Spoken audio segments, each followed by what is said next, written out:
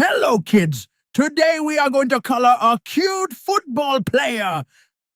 Color the boy's hair with black or dark brown color. Now color the face, ears, and hands with skin color or light brown. Color the football jersey bright yellow and use blue for the neck and sleeves. Fill the shorts with dark blue color. Color the socks yellow with blue stripes. Use brown or orange color for the shoes and black for the laces. Color the football with black and white patterns. Now color the small football boy at the top using the same colors. Decorate the background with light blue or light green colors. Add grass and clouds if you like. Yay! Your football coloring page is complete!